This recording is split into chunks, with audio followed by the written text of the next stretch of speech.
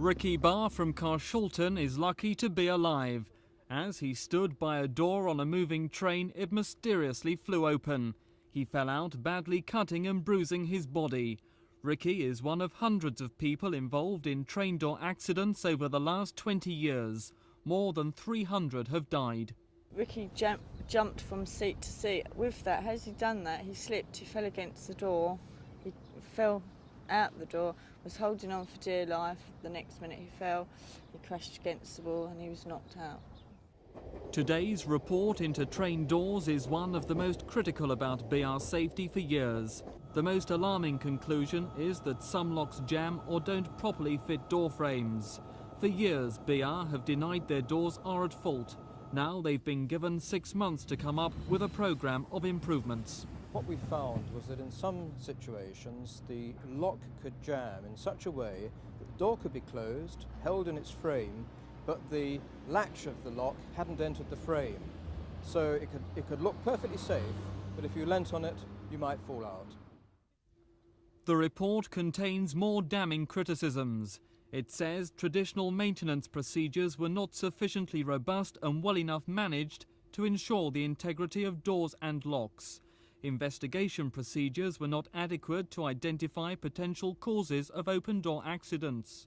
It goes on to say there can be no doubt that some potentially unsafe doors and locks have been put into service.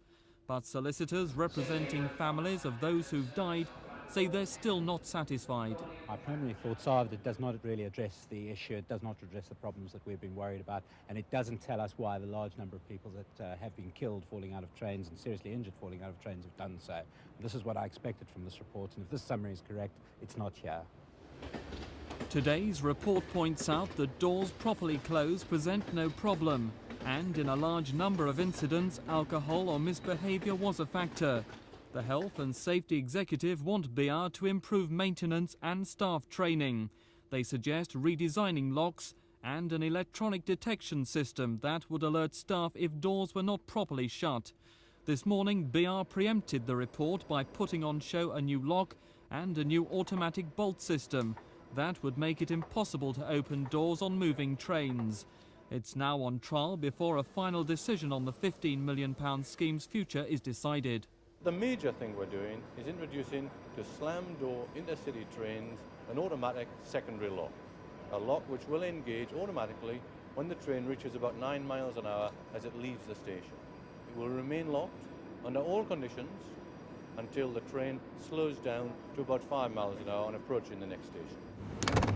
Both BR's announcement of the trial and the Health and Safety Executive report are 2 months ahead of schedule, and a direct result of a Thames Television This Week programme to be screened tomorrow night. It will claim that BR did not give vital information about train door accidents to their own independent investigators a year ago. The Night Windling report cleared BR. It said there was no problem with the locks.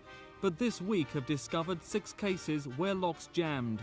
Evidence which Robert Graham, the man who carried out BR's inquiry, says was never made available to him. When BR published your report, or publicised your report, this led people to believe that there was nothing wrong with the lock mechanisms. Now that's endangered people unnecessarily, hasn't it? Yes. That's very wrong. Well, it is wrong, yes. So I'd find it difficult to understand why we weren't given that evidence. What do you have to say about the allegations in the Thames Television programme that you did withhold information? That's absolute nonsense. Can you imagine me sitting down with my colleagues and withholding information? This is a matter of public interest. It's a matter in which all the information's been made available to the HSE. It's a matter in which the Coroner's Court has got all the information. To say that there's a cover-up is nonsense. The vast majority of accidents have occurred on high-speed trains, but Network South East say they're not complacent. £10 million will be spent this year on lock and door maintenance. This door is fitted with one of the new safety improvements on Network South East. If it's closed, but not fully, a guard can spot the reflective strip up the side of the door. New warning signs telling passengers not to lean against doors are also being put on trains. Locks and doors are being overhauled every 3 years.